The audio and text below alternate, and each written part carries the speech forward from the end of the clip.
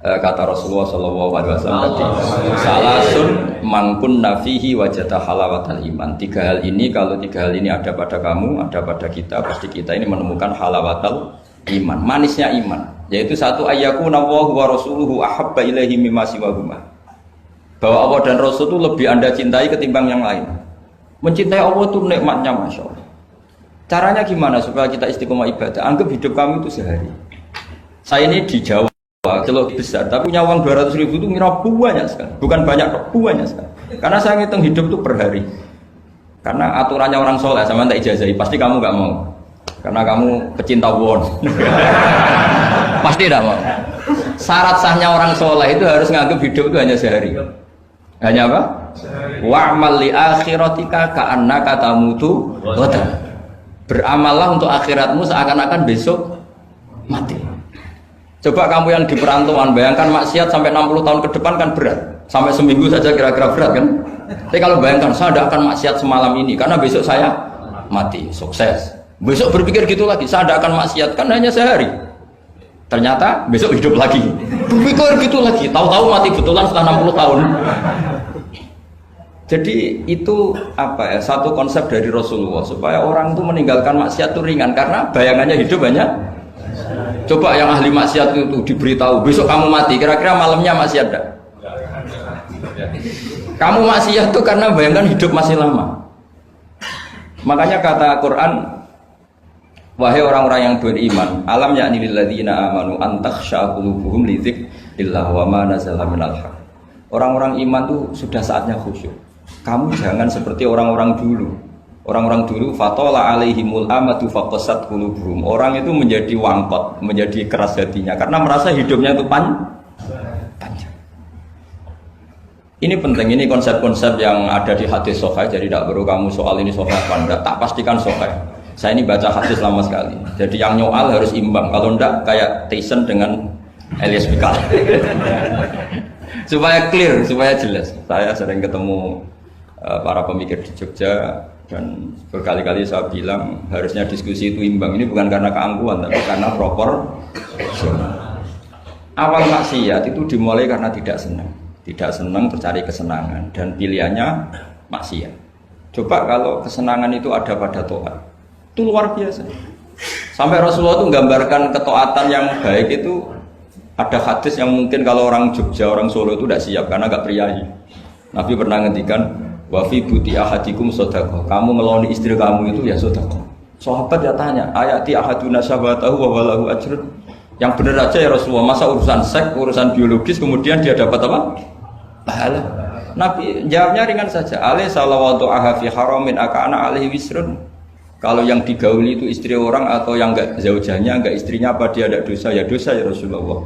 Fakadzalika kalau wadu'a fi halalin kana lahu ajrnya. Begitulah kalau dia kalau salah letak haram, kalau tepat sasaran ya halal. Segampang itu ibadah itu.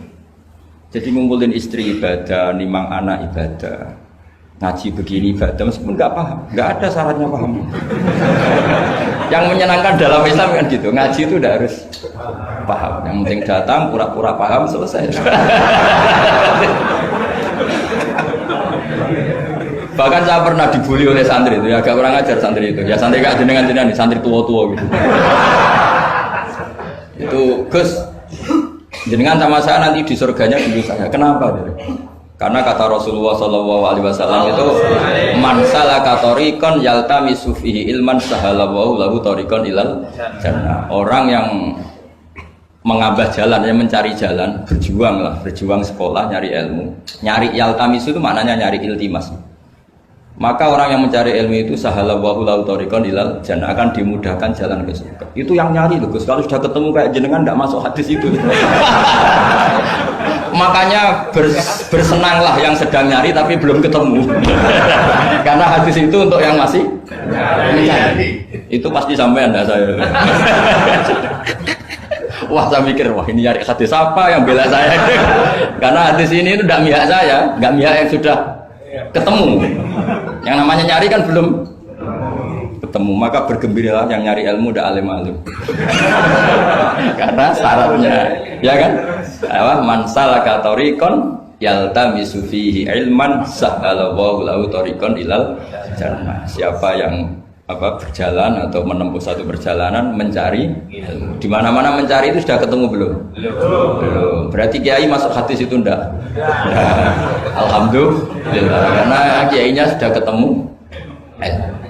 Maka bergembiralah jenengan saat tidak paham, artinya masih mencari. Makanya kalau mau paham jangan paham. Karena saya ini kebetulan memang peneliti hadis dan saya banyak menghafal hadis karena saya suka dengan kalimat-kalimat jamiah, kalimat-kalimat yang komplit dari Rasulullah SAW. Sehingga ngapalkan hadis saya itu banyak dan imbang itu ya balance kalau dalam bahasa inteleknya itu. Saya termasuk menghafalkan hadis wa innal alima la yastaghfiru lahu man fis samawati wa man fil ardi hatta al-khitan fil bahr. Sebagian riwayat wa inna mualliman nasi al khaira la yastaghfiru lahu man fis samawati wa man fil ardi hatta al-khitan fil bahr wa hatta an-namlatu fi juhriha. Ini hadis tandingan. Jadi yang tandingan tidak hanya 01 02, hadis juga ada hadis apa? Tandingan. Tidak apa-apa, ilmu itu memang butuh apa? Butuh perimbangan ya, butuh balance. Enggak boleh ilmu, tapi karena ilmu enggak pantas diomongkan tandingan gitu aja. Kata saya ada hadis yang bunyinya gini. Wa innal alima, orang alim itu akan dimintakan ampun oleh penduduk langit. Jadi semua malaikat Jibril dan Mikail, semoga termasuk Israel, itu memintakan maaf untuk orang alim, tidak yang belum alim. Itu kamu tidak masuk hadis itu. Keren mana? Wah sama kerennya Gus. Saya masuk surga, yang jenengan nanti juga masuk. Ya sudah, nggak usah geger ketemu di sana.